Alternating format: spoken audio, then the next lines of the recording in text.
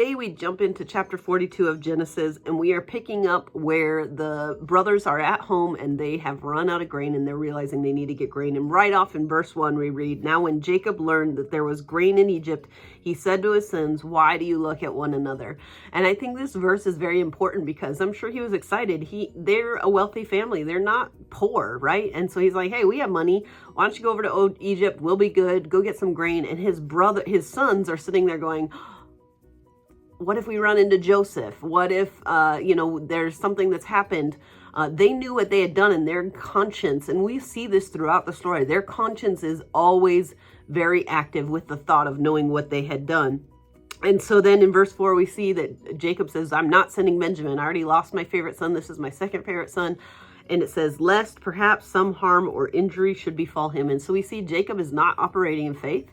He is operating in fear. He's afraid of what will happen. And he says, "So don't take my other son." And so they come before Joseph. And I love in verse 8, it says, "Joseph knew his brothers, but they did not know him."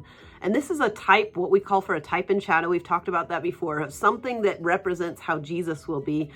This is a type of Jesus because Jesus sees us. What does it say in Romans? It says he saw us while we were yet in our sin and still chose to die for us. And so just like Jesus saw us before we ever knew who he was or we knew anything, this is a type and shadow. He knew who his brothers were. He knew what he wanted to do in his heart for them, but they didn't know him yet.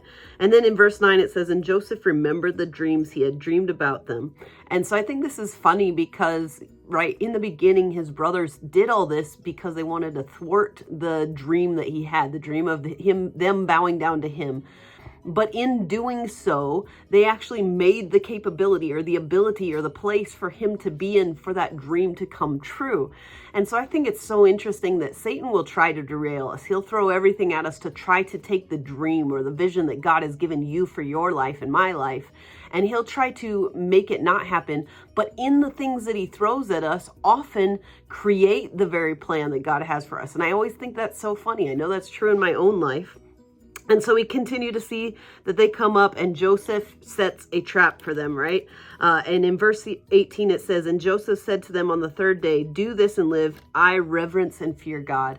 I think it's interesting that he tells his brothers, and he's trying to comfort them in the fact that I know your God. I fear him. Don't be afraid of me. He's pointing it back to God. God is in control. In verse 21, we see this guilty conscience again. "And they said to one another, 'We are truly guilty about our brother, for we saw the distress and anguish of his soul when he begged us, and we would not hear. So this distress and difficulty has come upon him.'" A guilty conscience will always correlate calamity to it. So in other words, whenever you do something wrong, you're going to think that you're being punished for that wrong because it's so big in your heart. It's so big that you need to take care of it. That's why forgiveness and repentance is so important, because it lifts that burden on where you start to see, hey, these things are just coming upon me because I've been, it's just life.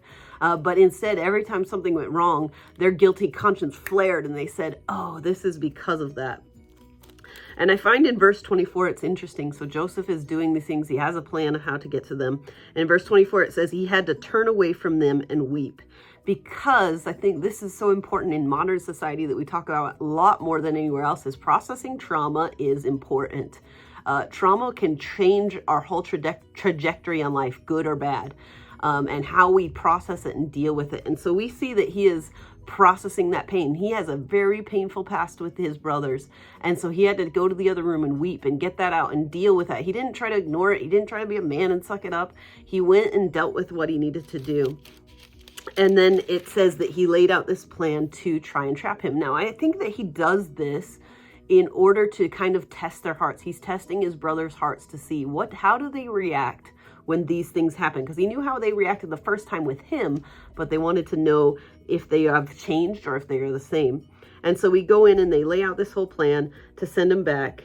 And I think in verse 36, it's interesting. It says, "And Jacob, their father, said to them, 'You have bereaved me. Joseph is not, and Simeon is not, and you would take Benjamin from me. All these things are against me.'"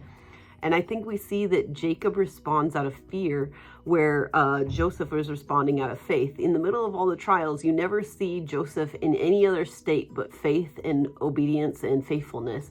but we constantly see Jacob in worry and fear and anxiety and almost victim mentality. And so you can see that every person, when we go through things, we can either choose to be the victim or the victor. And we can see that big difference between father and son here. Jacob was constantly the victim and operating out of fear, where Joseph was in the middle of crazy things and still operating in faith. And so we'll read the rest of the story and see how it plays out. But today I ask you, are you acting as a victim or a victor? Because you don't want to stay in that spot like Jacob, because I think Jacob missed out on so many blessings, even though God blessed him because he promised he would. I think he still missed out on a different life, a life full of more joy, because he was constantly playing the victim. And we see Joseph is constantly prospering, no matter where he's at, even in the pit, in the valley, wherever he's at, he's the victor because he has his faith set on the God that he serves. And so let's check out more next time when we get into chapter 43.